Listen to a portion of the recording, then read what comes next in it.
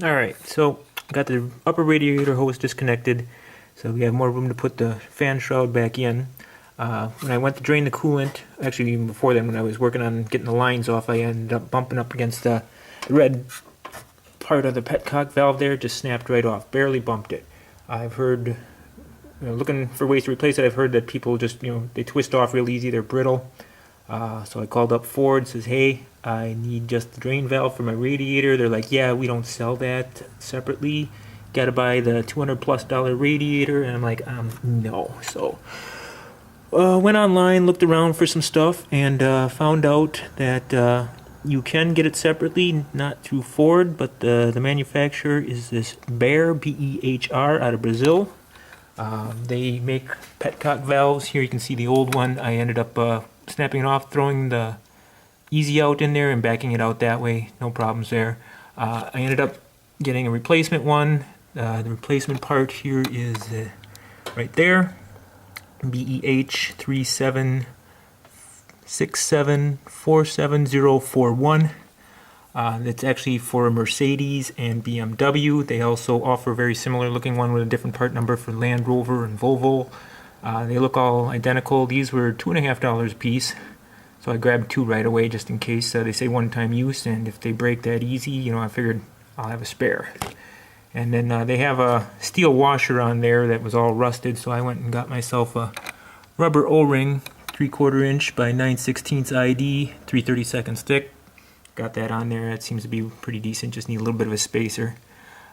It's a little stiff going in, but it went in. It seems to be holding.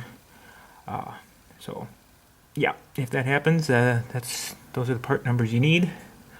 I say I got the upper radiator hose tied up out of the way here. I removed this little electrical connection here so we can get that all the way back and get a little more room.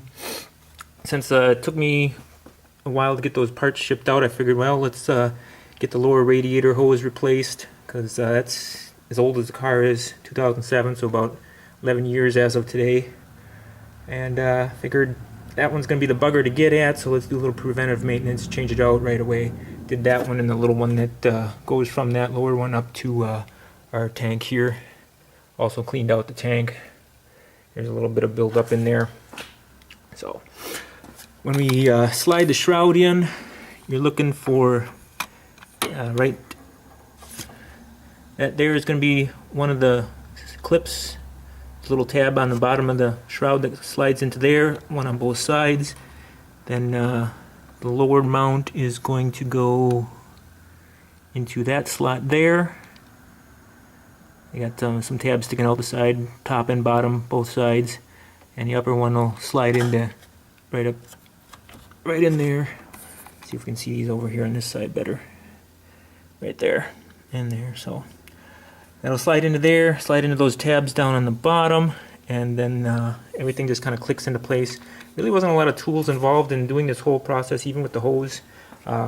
Tools that I got so far are I had 2 flat blade screwdrivers, pliers, 3/8 extension, about 10-inch, 12-inch long ratchet, the 5/8 line wrench, and then a 7, 8, and 10 millimeter socket, and the easy out for when that drain valve snapped. So there's our coolant that we're going to be throwing back in.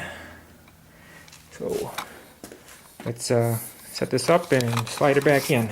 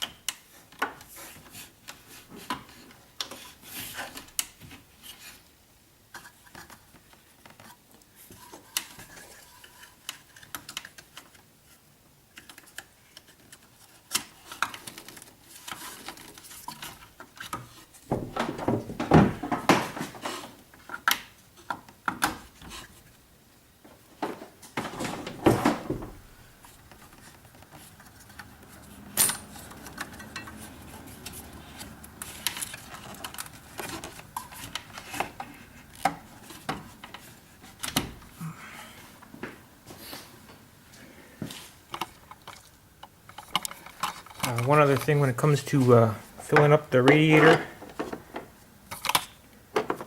this upper radiator hose here, you're going to want to crack open this bleed valve, turn it counterclockwise, about a quarter turn, a little more than, that'll pop up.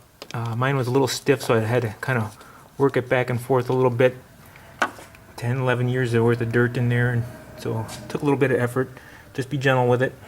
When filling up your coolant, you have this cap off, and I say this valve open, you fill it up slowly until the coolant starts to bubble out of here.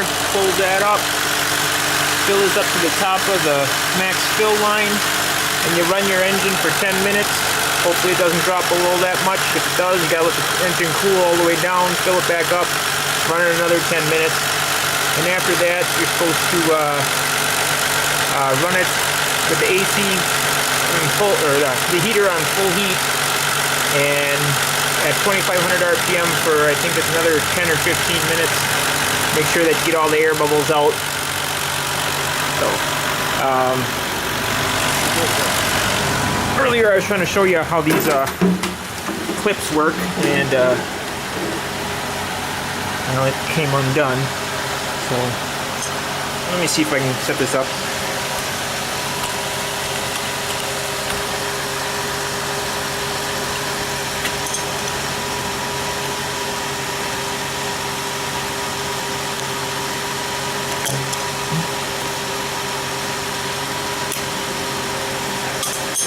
Get them to snap on this little tab there, and then when you put your screwdriver in, through the slot, and tip it up, and boom, they snap right on place. So.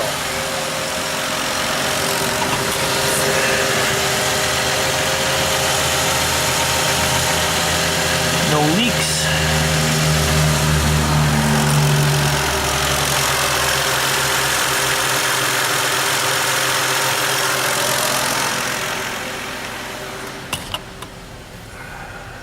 Five more minutes to go.